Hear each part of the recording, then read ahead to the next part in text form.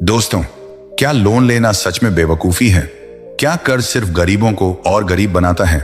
बचपन से हमें यही सिखाया गया है, बेटा कर्ज मत लेना, क्रेडिट कार्ड से दूर रहना, जितनी चादर हो उतने ही पैर फैलाना, जॉब ही सबसे सुरक्षित रास्ता है।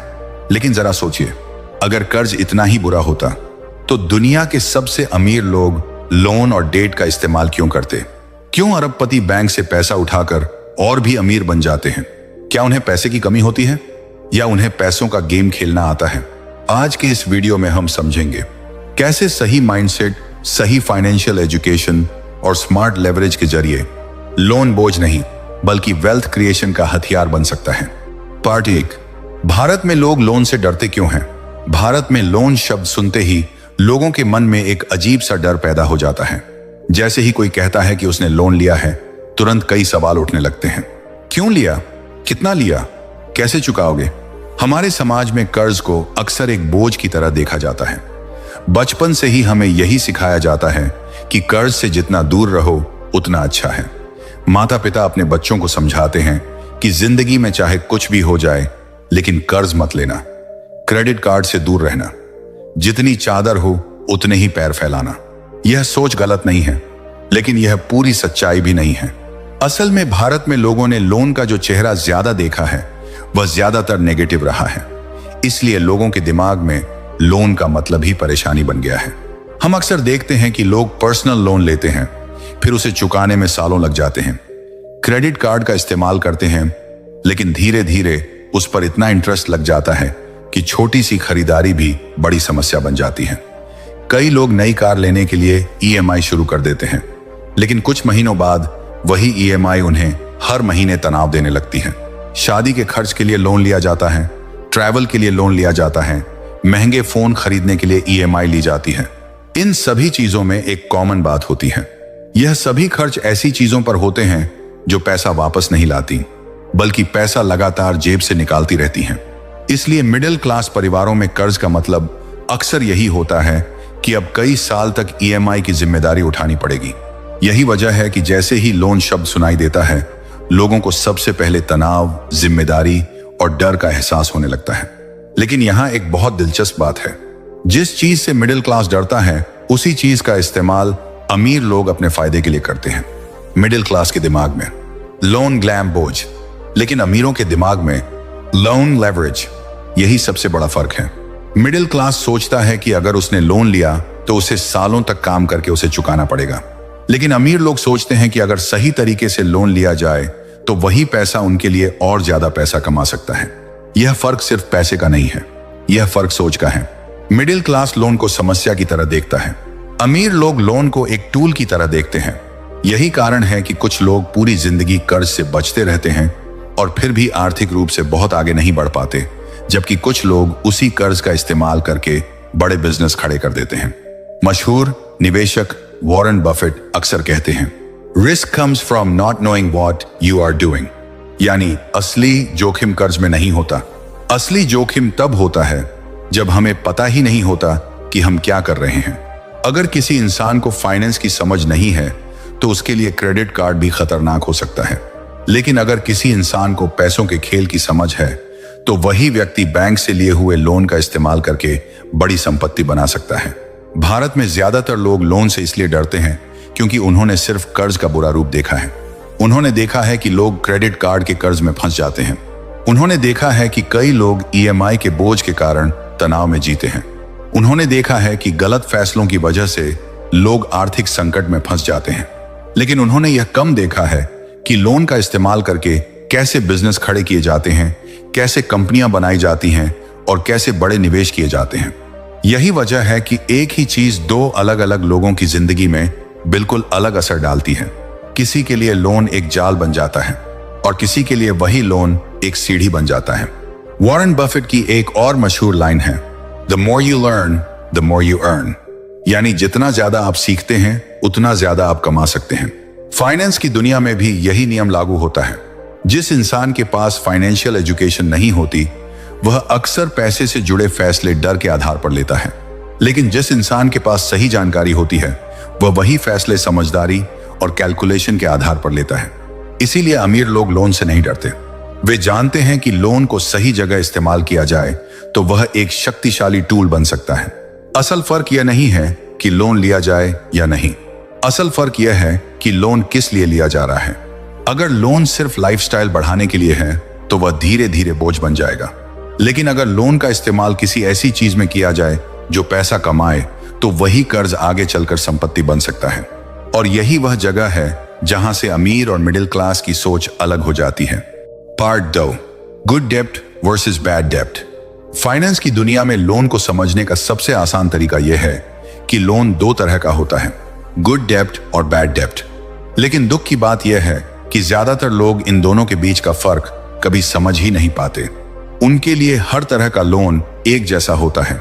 कभी कभी लोग बिना सोचे समझे लोन ले लेते हैं और फिर सालों तक उसकी EMI भरते रहते हैं, और धीरे धीरे वही लोन उनकी आर्थिक आजादी को खत्म कर देता है। इसलिए सबसे पहले हमें समझना होगा कि बैड डेब्ट क्या होता है।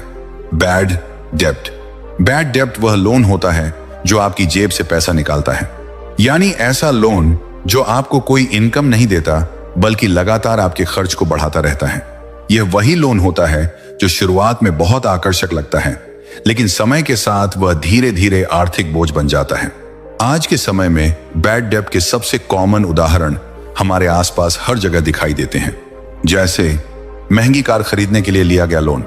जब कोई व्यक्ति नई कार खरीदता है तो उसे लगता है कि उसने बहुत बड़ी उपलब्धि हासिल कर ली है, लेकिन सच यह है कि जैसे ही वह कार शोरूम से बाहर निकलती है उसी समय उसकी कीमत 10% से 15% तक कम हो जाती है, और अगले कुछ सालों में वही कार लगातार अपनी वैल्यू खोती जाती है। लेकिन दूसरी तरफ उसकी EMI हर महीने बैंक को देनी पड़ती है, यानी कार की वैल्यू कम होती जाती है और लोन का बोझ बना रहता है। यही बैड डेब्ट की सबसे बड़ी पहचान है। दूसरा उदाहरण है नया आईफोन या महंगा गैजेट EMI पर खरीदना। आजकल स्मार्टफोन कंपनियां और कॉमर्स प्लेटफॉर्म EMI को बहुत आसान बना चुके हैं। Zero down payment, zero cost EMI जैसे शब्द सुनकर लोगों को लगता है कि यह बहुत सस्ता सौदा है, लेकिन असल में यह एक मनोवैज्ञानिक ट्रिक होती है। क्योंकि जब कोई व्यक्ति 1 लाख का फोन कैश में खरीदता है तो वह कई बार सोचता है, लेकिन जब वही फोन 4000 या 5000 की EMI में दिखाई देता है तो वह तुरंत खरीद लेता है। लेकिन सच यह है कि फोन एक डिप्रिशिएटिंग एसेट है। उसकी वैल्यू समय के साथ तेजी से कम होती जाती है। 1 साल बाद वही फोन आधी कीमत का रह जाता है, लेकिन EMI उतनी ही रहती है। यानी आपने लोन लेकर ऐसी चीज खरीदी जिसकी कीमत हर दिन घट रही है। इसी तरह क्रेडिट कार्ड से शॉपिंग करना भी बैड डेब्ट का एक बड़ा उदाहरण है। क्रेडिट कार्ड अपने आप में बुरा नहीं है, लेकिन जब उसका इस्तेमाल बिना प्लानिंग के किया जाता है तो वह बहुत खतरनाक हो सकता है। अगर कोई व्यक्ति समय पर पूरा बिल नहीं चुकाता तो क्रेडिट कार्ड पर 30% से 40% तक सालाना इंटरेस्ट लग सकता है। यानी अगर आपने 1 लाख का खर्च किया और समय पर पेमेंट नहीं किया तो कुछ ही महीनों में वह रकम बहुत बड़ी हो सकती है। इसी तरह ट्रैवल के लिए लिया गया लोन भी अक्सर बैड डेब्ट बन जाता है। ट्रैवल करना बुरा नहीं है, घूमना फिरना जीवन का एक हिस्सा है, लेकिन जब कोई व्यक्ति सिर्फ सोशल मीडिया पर दिखाने के लिए या कुछ दिनों की खुशी के लिए लोन लेता है तो वह फैसला लंबे समय में आर्थिक परेशानी बन सकता है। क्योंकि ट्रैवल से यादें जरूर बनती हैं, लेकिन वह पैसा वापस नहीं आता। यानी लोन तो रह जाता है, लेकिन उससे कोई इनकम पैदा नहीं होती। बैड डेब्ट की सबसे बड़ी समस्या यही है कि वह धीरे धीरे आपकी आर्थिक क्षमता को कमजोर कर देता है। हर महीने EMI देने की आदत इंसान को धीरे धीरे लोन के चक्र में फंसा देती है। पहले कार की EMI, फिर फोन की EMI, फिर क्रेडिट कार्ड का बिल, फिर नया पर्सनल लोन, और देखते ही देखते इंसान का ज्यादातर पैसा सिर्फ लोन चुकाने में चला जाता है। यही कारण है कि कई लोग अच्छी सैलरी कमाने के बावजूद भी आर्थिक रूप से आगे नहीं बढ़ पाते। उनकी इनकम बढ़ती रहती है, लेकिन उनके खर्च और लोन उससे भी तेज बढ़ते रहते हैं, और धीरे धीरे वे एक ऐसे चक्र में फंस जाते हैं जहां वे लगातार काम तो करते हैं, लेकिन आर्थिक आजादी उनसे दूर होती चली जाती है। यही वजह है कि फाइनेंशियल एक्सपर्ट हमेशा सलाह देते हैं कि किसी भी लोन को लेने से पहले यह जरूर सोचना चाहिए कि वह लोन आपकी जेब में पैसा डालेगा या निकालेगा। अगर कोई लोन ऐसा है जो सिर्फ आपकी लाइफस्टाइल को बढ़ाता है लेकिन आपकी इनकम नहीं बढ़ाता, तो वह लगभग हमेशा बैड डेब्ट बन जाता है।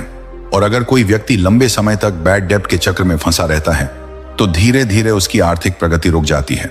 इसलिए फाइनेंशियल समझ का पहला नियम यही है कि हर लोन एक जैसा नहीं होता। कुछ लोन आपको पीछे ले जाते हैं और कुछ लोन आपको आगे बढ़ा सकते हैं, और इन दोनों के बीच का फर्क समझना ही फाइनेंशियल एजुकेशन की सबसे पहली सीढ़ी है। पार्ट 3, अमीर लोग लोन लेकर क्या करते हैं। अब तक हमने समझा कि बैड डेब्ट क्या होता है और कैसे कई लोग अनजाने में ऐसे लोन में फंस जाते हैं जो उनकी आर्थिक स्थिति को कमजोर कर देता है। लेकिन अब सबसे बड़ा सवाल आता है, अमीर लोग लोन लेकर क्या करते हैं? क्या वे भी वही करते हैं जो आम लोग करते हैं? क्या वे भी लोन लेकर महंगी कारें खरीदते हैं, महंगे फोन लेते हैं या लाइफस्टाइल दिखाने के लिए पैसा खर्च करते हैं? सच्चाई यह है कि ज्यादातर अमीर लोग ऐसा बिल्कुल नहीं करते। अमीर लोगों की सोच लोन के मामले में बिल्कुल अलग होती है। जहां एक आम इंसान लोन लेकर अपनी लाइफस्टाइल बढ़ाता है, वहीं अमीर लोग लोन लेकर एसेट बनाते हैं, यानी ऐसी चीजें खरीदते हैं जो समय के साथ उनकी जेब में पैसा डालती हैं। यही असली फर्क है। अमीर लोग लोन लेकर लाइफस्टाइल नहीं खरीदते, वे एसेट खरीदते हैं, जैसे रियल एस्टेट, बिजनेस, कंपनियों में हिस्सेदारी। इन सभी चीजों की एक खास बात होती है, ये समय के साथ पैसा पैदा करती हैं। उदाहरण के लिए, अगर कोई व्यक्ति लोन लेकर ऐसी प्रॉपर्टी खरीदता है जो हर महीने किराया देती है, तो धीरे धीरे वही किराया उस लोन की ईएमआई को भी चुका सकता है और उसके बाद वही प्रॉपर्टी लगातार इनकम देती रहती है। इसी तरह अगर कोई व्यक्ति लोन लेकर एक बिजनेस शुरू करता है और वह बिजनेस सफल हो जाता है, तो वह बिजनेस उस लोन से कहीं ज्यादा पैसा कमा सकता है। यही वजह है कि कई बड़े बिजनेसमैन अपने बिजनेस को बढ़ाने के लिए लोन का इस्तेमाल करते हैं। यहां एक बहुत दिलचस्प बात है। दुनिया के सबसे सफल निवेशकों में से एक वॉरेन बफेट अक्सर कहते हैं, प्राइस इज व्हाट यू पे, value is what you get. यानी आप जो कीमत चुकाते हैं वह एक चीज है, लेकिन उससे आपको जो वैल्यू मिलती है वही असली चीज होती है। अमीर लोग हमेशा वैल्यू पर ध्यान देते हैं। अगर कोई एसेट भविष्य में लगातार पैसा कमा सकता है, तो उसके लिए लोन लेना उनके लिए एक रणनीति बन सकता है। इसी सोच का एक शानदार उदाहरण भारत के महान उद्योगपति धीरूभाई अंबानी है। धीरूभाई अंबानी किसी अमीर परिवार में पैदा नहीं हुए थे। उन्होंने बहुत छोटे स्तर से शुरुआत की थी। उनके पास शुरुआत में बहुत बड़ी पूंजी नहीं थी, लेकिन उनके पास एक चीज थी, बड़ा विजन। उन्होंने समझ लिया था कि अगर बिजनेस को बड़ा बनाना है तो सिर्फ अपनी छोटी पूंजी से काम नहीं चलेगा। इसलिए उन्होंने लोगों को अपने विजन पर भरोसा दिलाया। उन्होंने निवेश जुटाया और फिर उसी पूंजी का इस्तेमाल करके अपने बिजनेस को बढ़ाया। धीरे धीरे वही छोटा सा बिजनेस एक बड़े औद्योगिक साम्राज्य में बदल गया।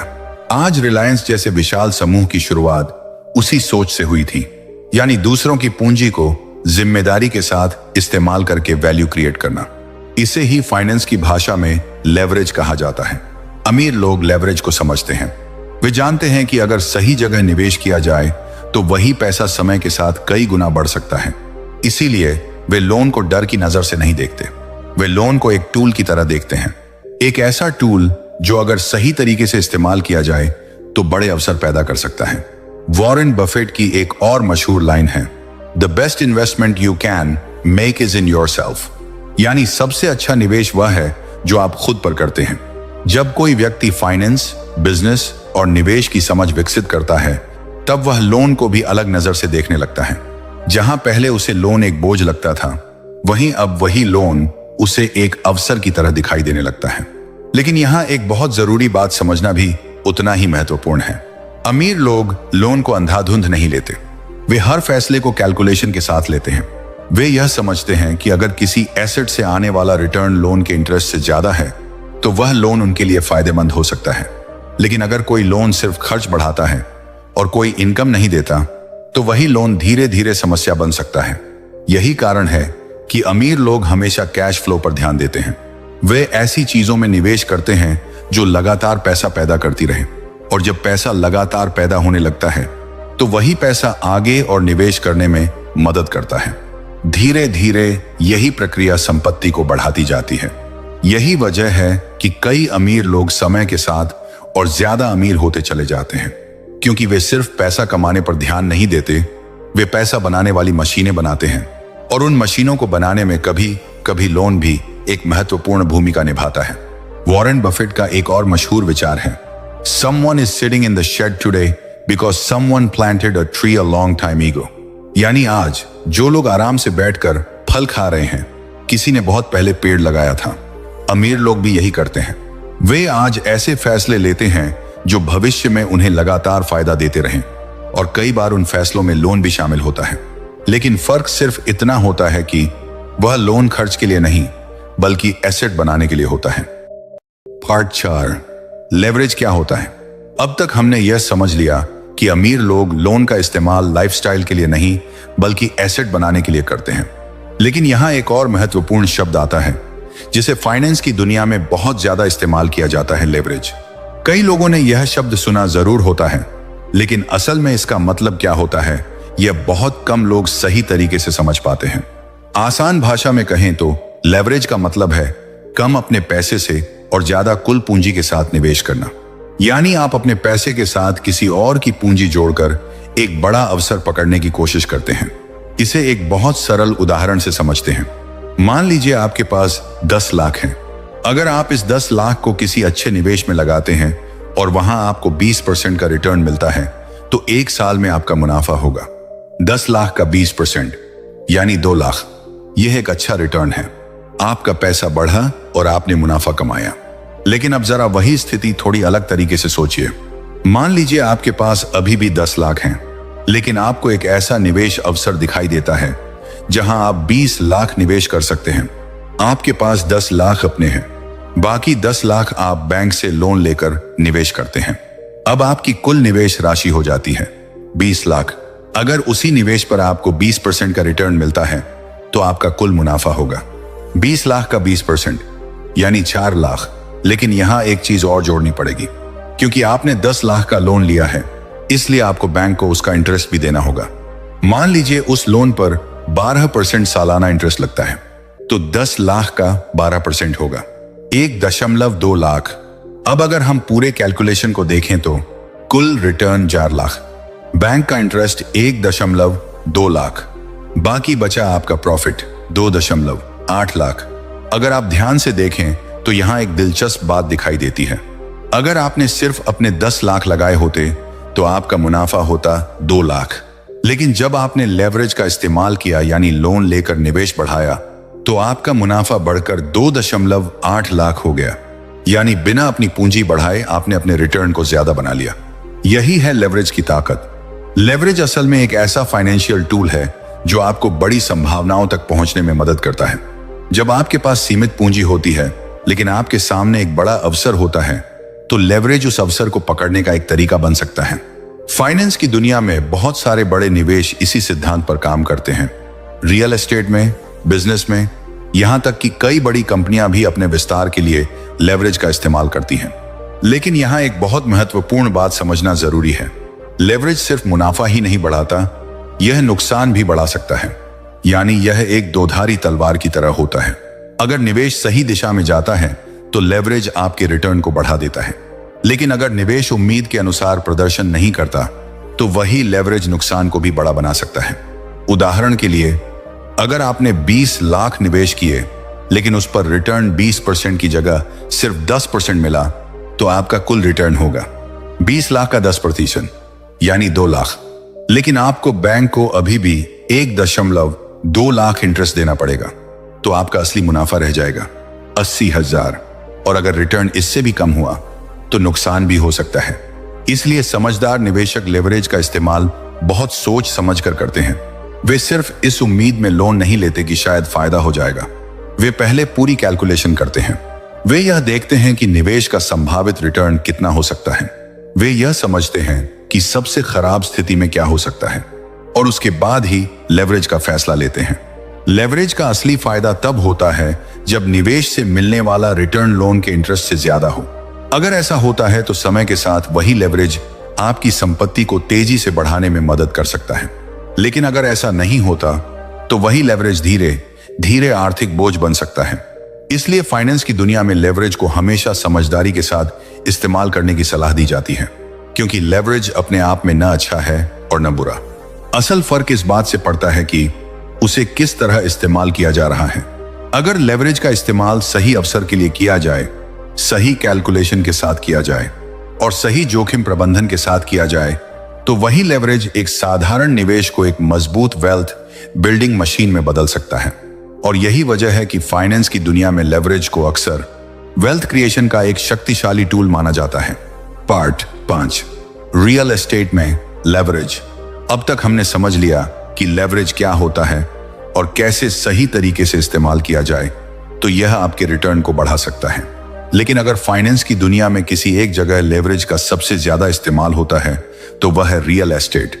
रियल एस्टेट निवेश की दुनिया में लेवरेज एक बहुत आम और शक्तिशाली टूल है।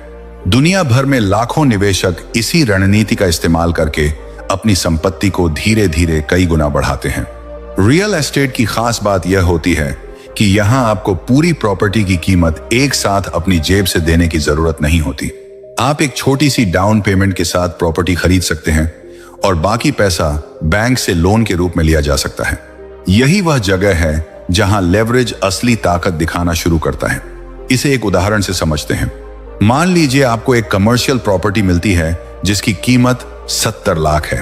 अब अगर आपको यह पूरी प्रॉपर्टी खरीदनी है तो आपको पूरे 70 लाख अपनी जेब से लगाने पड़ेंगे। लेकिन ज्यादातर लोग ऐसा नहीं करते। वे लेवरेज का इस्तेमाल करते हैं। मान लीजिए आप इस प्रॉपर्टी को खरीदने के लिए 10 लाख डाउन पेमेंट करते हैं, बाकी 60 लाख का लोन बैंक से लेते हैं। अब आपके पास 70 लाख की प्रॉपर्टी है, लेकिन आपकी जेब से सिर्फ 10 लाख गए हैं। यहीं से लेवरेज का खेल शुरू होता है। अब मान लीजिए कि वह कमर्शियल प्रॉपर्टी हर महीने 60,000 का किराया देती है। दूसरी तरफ बैंक को जो EMI आपको देनी है वह है 45,000 प्रति महीना। अब अगर हम इस स्थिति को देखें तो एक दिलचस्प चीज सामने आती है। हर महीने किराया आ रहा है 60,000 और बैंक को EMI देनी है 45,000, यानी EMI देने के बाद भी आपके पास बच जाते हैं 15,000।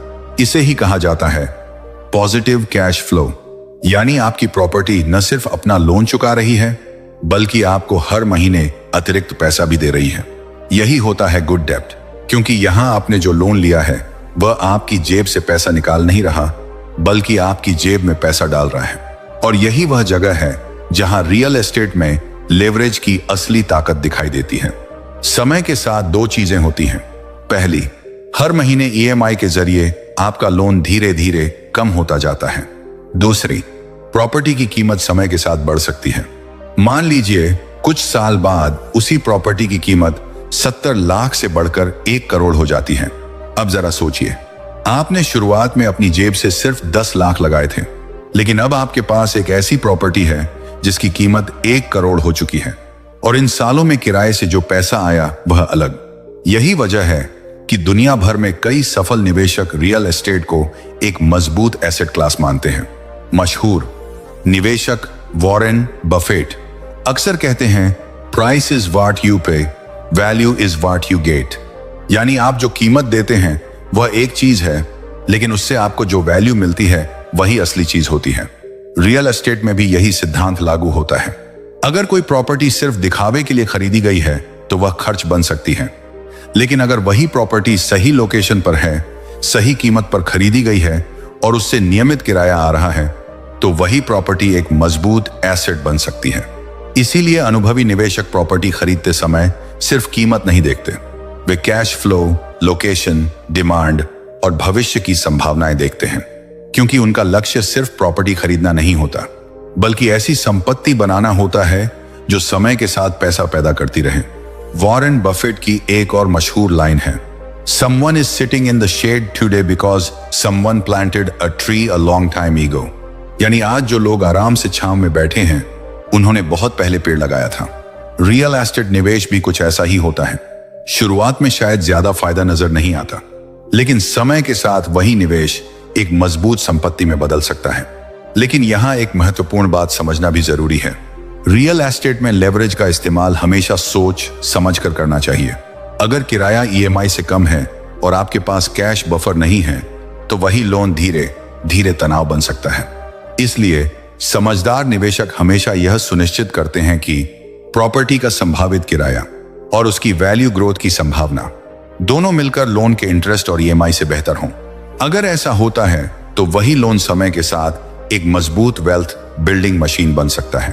और यही वजह है कि दुनिया भर में कई निवेशक रियल एस्टेट को लेवरेज के साथ वेल्थ क्रिएशन का एक शक्तिशाली माध्यम मानते हैं। पार्ट 6, टैक्स का खेल। अब तक हमने समझा कि अमीर लोग लोन का इस्तेमाल कैसे करते हैं, लेवरेज क्या होता है और कैसे एसेट बनाकर पैसा कमाया जाता है। लेकिन वेल्थ बनाने का एक और बहुत बड़ा हिस्सा है जिसे अक्सर लोग नजरअंदाज कर देते हैं, और वह है टैक्स का खेल। सच्चाई यह है कि अमीर लोग सिर्फ पैसा कमाने पर ध्यान नहीं देते, वे इस बात पर भी ध्यान देते हैं कि उस कमाए हुए पैसे में से कितना उनके पास बचता है। क्योंकि फाइनेंस की दुनिया में एक बहुत महत्वपूर्ण सिद्धांत है, कमाना महत्वपूर्ण है लेकिन बचाना उससे भी ज्यादा महत्वपूर्ण है। अगर कोई व्यक्ति लाखों रुपए कमा रहा है लेकिन हर साल उसका बड़ा हिस्सा टैक्स के रूप में चला जाता है, तो उसकी वास्तविक संपत्ति उतनी तेजी से नहीं बढ़ पाएगी। यही वजह है कि अमीर लोग टैक्स को बहुत गहराई से समझते हैं। मशहूर लेखक और निवेशक रॉबर्ट कियोसाकी अपनी प्रसिद्ध किताब रिच डैड पुअर डैड में एक बहुत दिलचस्प बात बताते हैं। वे कहते हैं, दुनिया में सबसे ज्यादा टैक्स मिडिल क्लास देता है। यह बात सुनकर कई लोगों को आश्चर्य होता है, क्योंकि आम धारणा यह होती है कि अमीर लोग ज्यादा कमाते हैं इसलिए वे ज्यादा टैक्स देते होंगे। लेकिन जब हम सिस्टम को ध्यान से समझते हैं तो पता चलता है कि असली फर्क कमाई के तरीके में होता है। एक सैलरीड इंसान और एक बिजनेस ओनर के बीच टैक्स के मामले में बड़ा अंतर होता है। आइए इसे बहुत सरल तरीके से समझते हैं। मान लीजिए कोई व्यक्ति नौकरी करता है, उसे हर महीने सैलरी मिलती है। जब उसकी सैलरी उसके बैंक अकाउंट में आती है तो उससे पहले ही टैक्स कट चुका होता है, यानी सरकार पहले अपना हिस्सा ले लेती है और जो बचता है वही पैसा उसके हाथ में आता है। उस पैसे से उसे अपने सारे खर्च पूरे करने होते हैं, घर का किराया, बच्चों की पढ़ाई, खाना, बिजली, ट्रांसपोर्ट और बाकी सभी जरूरतें। यानी इस सिस्टम में क्रम कुछ ऐसा होता है, पहले कमाई, फिर टैक्स और फिर खर्च। अब जरा इसी स्थिति को एक बिजनेस ओनर के नजरिए से देखें। अगर कोई व्यक्ति बिजनेस करता है तो उसका सिस्टम थोड़ा अलग होता है। बिजनेस ओनर पहले अपने बिजनेस से जुड़े खर्च करता है, जैसे ऑफिस का किराया, स्टाफ की salary, marketing, travel, gadgets, software, meetings और कई अन्य ऑपरेशनल खर्च। इन सभी खर्चों को बिजनेस एक्सपेंस माना जाता है। इन खर्चों को घटाने के बाद जो पैसा बचता है उसी को प्रॉफिट माना जाता है और फिर उस प्रॉफिट पर टैक्स लगाया जाता है। यानी यहां क्रम बदल जाता है, पहले कमाई, फिर खर्च और उसके बाद टैक्स। यही वह जगह है जहां सिस्टम का फर्क दिखाई देता है। एक सैलरीड व्यक्ति के पास टैक्स प्लानिंग के सीमित विकल्प होते हैं, लेकिन एक बिजनेस ओनर के पास कई तरीके होते हैं जिनके जरिए वह अपने खर्चों को व्यवस्थित करके टैक्स को ऑप्टिमाइज कर सकता है। यह टैक्स से बचने का तरीका नहीं होता, बल्कि यह कानूनी टैक्स प्लानिंग होती है और यही वह चीज है जिसे फाइनेंशियल एजुकेशन कहा जाता है। अमीर लोग टैक्स को दुश्मन की तरह नहीं देखते, वे टैक्स सिस्टम को समझते हैं और उसके भीतर रहकर अपने फैसले लेते हैं। उन्हें पता होता है कि अगर उनके पास सही स्ट्रक्चर है तो वे अपने खर्चों और निवेश को इस तरह व्यवस्थित कर सकते हैं कि उनकी कुल टैक्स लायबिलिटी कम हो सके।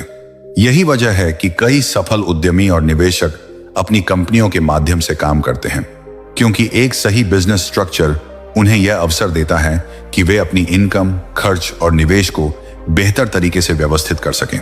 जब कोई व्यक्ति इस पूरे सिस्टम को समझ लेता है तो उसे यह भी समझ में आने लगता है कि वेल्थ सिर्फ कमाई से नहीं बनती, वेल्थ बनती है सही इनकम स्ट्रक्चर से, सही निवेश से और सही टैक्स प्लानिंग से। इसीलिए फाइनेंस की दुनिया में अक्सर कहा जाता है कि असली खेल सिर्फ पैसा कमाने का नहीं है, असली खेल है पैसे को समझदारी से मैनेज करने का।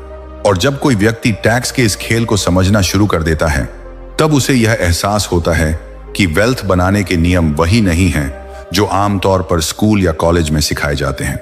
वेल्थ बनाने के नियम अक्सर फाइनेंशियल एजुकेशन से आते हैं और यही वजह है कि जो लोग इन नियमों को समझ लेते हैं वे समय के साथ अपने पैसे को बेहतर तरीके से बढ़ा पाते हैं। Part 7, other peoples money. अब तक हमने समझा कि अमीर लोग लोन का इस्तेमाल कैसे करते हैं, लेवरेज कैसे काम करता है और टैक्स सिस्टम को समझना क्यों जरूरी है। लेकिन वेल्थ क्रिएशन की दुनिया में एक और बहुत शक्तिशाली कॉन्सेप्ट है जिसे समझे बिना पैसे का असली खेल समझना मुश्किल है। यह कॉन्सेप्ट है ओपीएम। ओपीएम का मतलब होता है अदर पीपल्स मनी, यानी दूसरों का पैसा। सुनने में यह थोड़ा अजीब लग सकता है, लेकिन सच यह है कि दुनिया के ज्यादातर बड़े बिजनेस और बड़ी कंपनियां इसी सिद्धांत पर बनी हैं। अगर हम ध्यान से देखें तो हमारी रोजमर्रा की जिंदगी में भी ओपीएम लगातार काम कर रहा होता है। मान लीजिए आप बैंक में पैसा जमा करते हैं। आप सोचते हैं कि आपका पैसा बैंक में सुरक्षित रखा हुआ है और उस पर आपको थोड़ा सा इंटरेस्ट मिल रहा है, लेकिन असल में बैंक उस पैसे को अपने पास खाली नहीं रखती। बैंक उसी पैसे को आगे किसी और व्यक्ति या बिजनेस को लोन के रूप में देती है। यानी आपका पैसा बैंक के लिए एक कैपिटल बन जाता है और वही पैसा किसी और के लिए ओपीएम बन जाता है। बैंक उस पैसे पर आपसे कम इंटरेस्ट देती है और जिसे लोन देती है उससे ज्यादा इंटरेस्ट लेती है।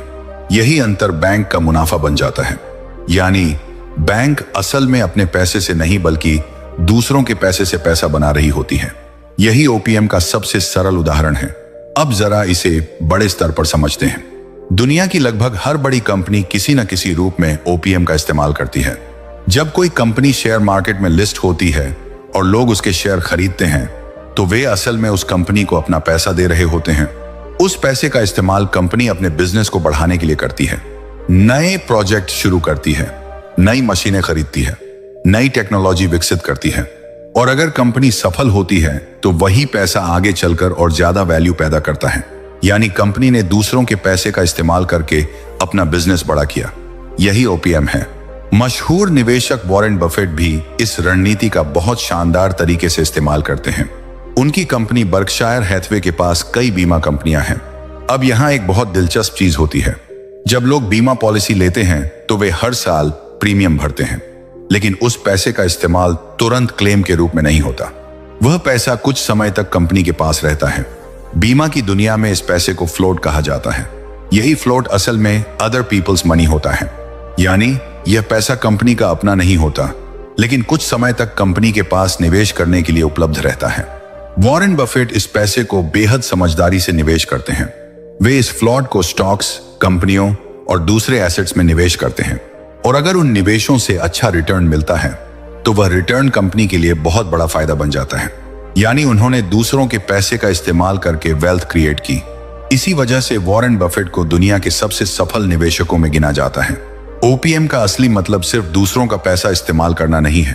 ओपीएम का असली मतलब है दूसरों के पैसे की जिम्मेदारी को समझते हुए उसे सही जगह निवेश करना। क्योंकि जब आप दूसरों के पैसे का इस्तेमाल करते हैं तो उसके साथ भरोसा भी जुड़ा होता है और भरोसा ही वह चीज है जिस पर पूरी वित्तीय प्रणाली खड़ी होती है। अगर भरोसा खत्म हो जाए तो ओपीएम का पूरा सिस्टम भी टूट सकता है। इसीलिए सफल निवेशक और उद्यमी ओपीएम का इस्तेमाल बहुत सोच समझ कर करते हैं। वह पहले वैल्यू क्रिएट करते हैं, फिर लोगों का भरोसा जीतते हैं और उसके बाद ही बड़े स्तर पर दूसरों के पैसे को अपने विजन के साथ जोड़ते हैं।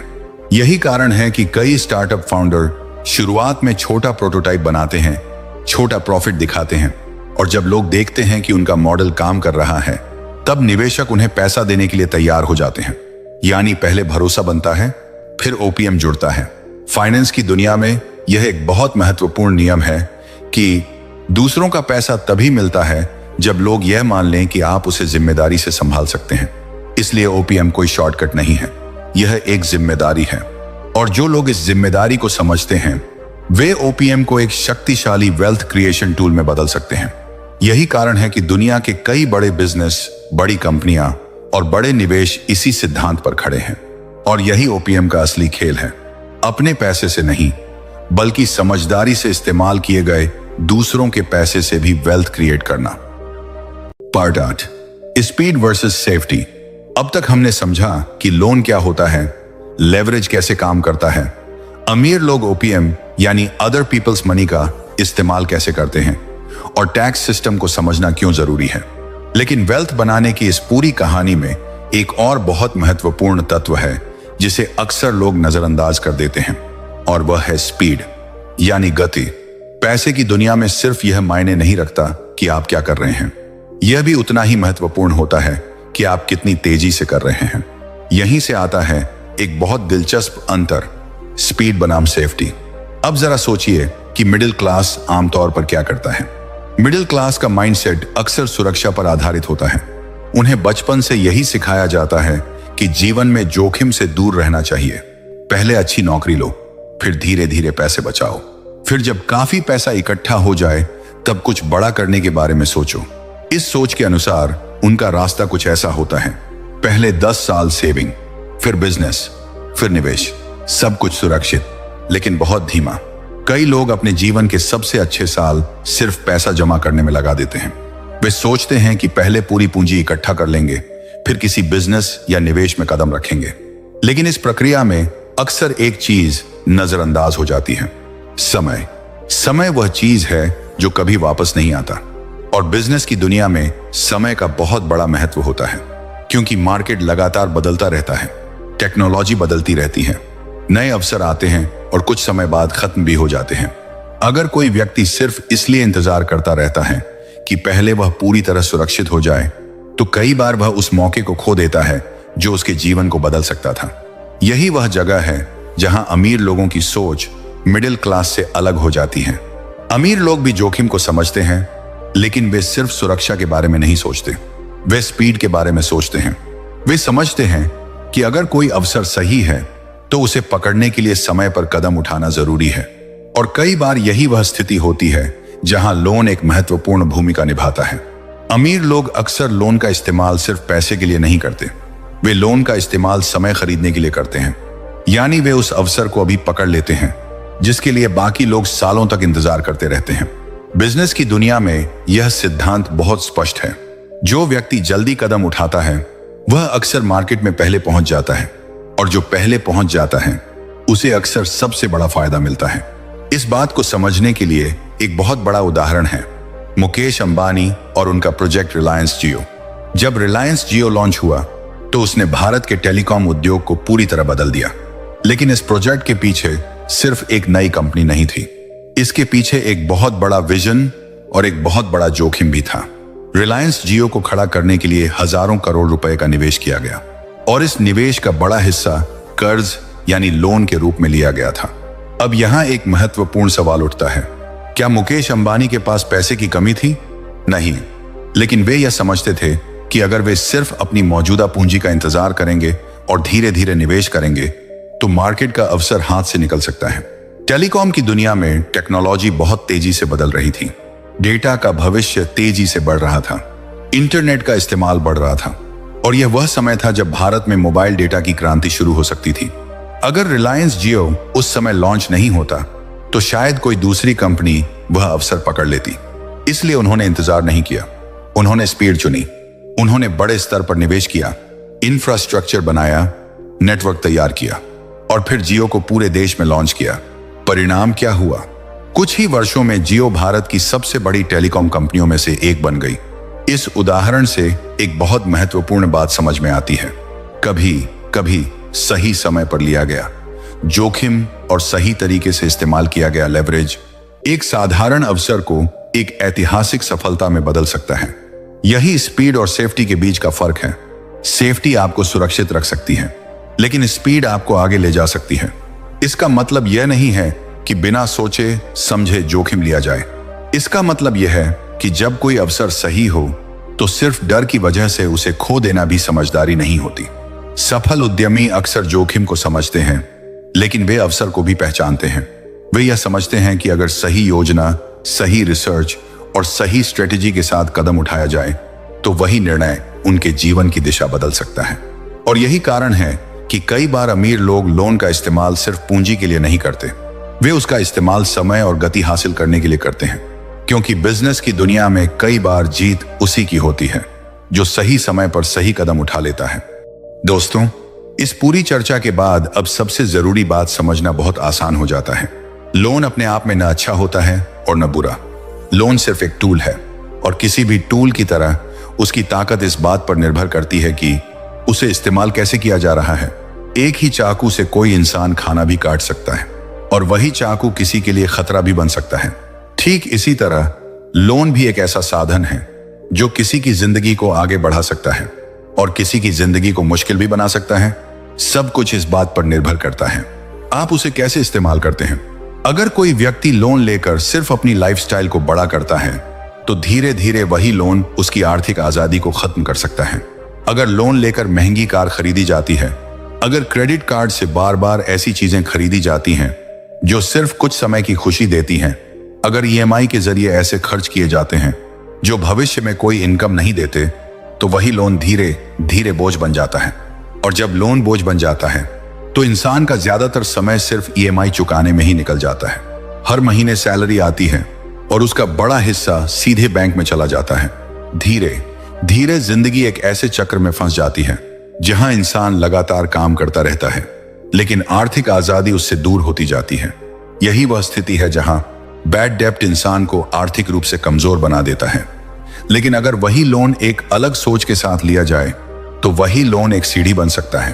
अगर लोन का इस्तेमाल ऐसी चीजें बनाने में किया जाए जो भविष्य में पैसा पैदा करें, अगर लोन का इस्तेमाल बिजनेस बनाने में किया जाए, अगर लोन का इस्तेमाल ऐसी प्रॉपर्टी खरीदने में किया जाए जो हर महीने किराया दे, अगर लोन का इस्तेमाल ऐसे एसेट्स में किया जाए जो समय के साथ वैल्यू बढ़ाएं, तो वही लोन धीरे धीरे वेल्थ बनाने का जरिया बन सकता है। यही वह जगह है जहां गुड डेब्ट और बैड डेब्ट का फर्क साफ दिखाई देता है। अगर लोन से लाइफस्टाइल खरीदी जाती है तो वह आपको धीरे धीरे गरीब बना सकता है, लेकिन अगर लोन से एसेट और कैश फ्लो बनाया जाता है तो वही लोन आपको आर्थिक रूप से मजबूत बना सकता है। और यही असली फर्क है सोच का। मिडिल क्लास अक्सर लोन से डरता है क्योंकि उसने लोन का बुरा चेहरा ज्यादा देखा है, लेकिन अमीर लोग लोन को एक रणनीति की तरह देखते हैं। वे जानते हैं कि अगर सही ज्ञान, सही योजना और सही अनुशासन के साथ लोन का इस्तेमाल किया जाए तो वही लोन एक शक्तिशाली वेल्थ बिल्डिंग टूल बन सकता है। यही कारण है कि दुनिया के कई बड़े बिजनेस, बड़ी कंपनियां और बड़े निवेश किसी न किसी रूप में लेवरेज और लोन के जरिए ही खड़े हुए हैं। लेकिन यहां एक बात हमेशा याद रखनी चाहिए, लोन का इस्तेमाल करने से पहले फाइनेंशियल एजुकेशन बहुत जरूरी है। अगर किसी व्यक्ति को पैसों के खेल की समझ नहीं है तो वही लोन उसके लिए समस्या बन सकता है। लेकिन अगर किसी व्यक्ति को यह समझ है कि पैसा कैसे काम करता है, कैश फ्लो कैसे बनता है और निवेश कैसे बढ़ता है, तो वही व्यक्ति लोन को एक अवसर में बदल सकता है। इसलिए असली सवाल यह नहीं है कि लोन लेना चाहिए या नहीं। असली सवाल यह है कि क्या आपको पैसे के इस खेल को खेलने की समझ है? क्योंकि अंत में वही लोग आगे बढ़ते हैं जो सिर्फ पैसे के लिए काम नहीं करते बल्कि पैसे को अपने लिए काम पर लगा देते हैं। याद रखिए, अमीर लोग पैसे के लिए काम नहीं करते, वे पैसे को अपने लिए काम पर लगाते हैं। और यही सोच आर्थिक आजादी की पहली सीढ़ी बन सकती है। अगर आपको यह वीडियो पसंद आया हो और अगर आपको लगा हो कि इस वीडियो ने पैसों और लोन के बारे में आपकी सोच को थोड़ा भी बदलने में मदद की है, तो वीडियो को लाइक जरूर करें, क्योंकि आपका एक लाइक हमें यह बताता है कि आप इस तरह के कंटेंट को पसंद करते हैं और इससे हमें और बेहतर वीडियो बनाने की प्रेरणा मिलती है। अगर आप पैसों के असली खेल को समझना चाहते हैं, अगर आप financial mindset, investing, wealth building और फाइनेंशियल फ्रीडम से जुड़ी चीजें सीखना चाहते हैं, तो हमारे चैनल लेजेंड ऑफ फाइनेंस को जरूर सब्सक्राइब करें। यह चैनल उन लोगों के लिए बनाया गया है जो सिर्फ पैसा कमाना ही नहीं बल्कि पैसे को समझना भी चाहते हैं। यहां हम कोशिश करते हैं कि जटिल फाइनेंशियल कॉन्सेप्ट्स को सरल भाषा में समझाया जाए ताकि हर आम इंसान भी उन्हें समझ सके और अपनी जिंदगी में लागू कर सके। अगर आप चाहते हैं कि आप भी पैसे के खेल को समझें, अगर आप चाहते हैं कि भविष्य में आपकी आर्थिक स्थिति मजबूत हो, तो लेजेंड ऑफ फाइनेंस के साथ जुड़े रहिए। और हाँ, कमेंट में जरूर बताइए आपकी सोच क्या है। क्या आप गुड डेब्ट का इस्तेमाल करके एसेट बनाना चाहेंगे या आप बैड डेब्ट से पूरी तरह दूर रहना पसंद करेंगे? आपका जवाब जानना हमें बहुत अच्छा लगेगा, क्योंकि यही बातचीत और यही सीखने की प्रक्रिया हम सभी को आर्थिक रूप से मजबूत बना सकती है। मिलते हैं अगले वीडियो में। धन्यवाद।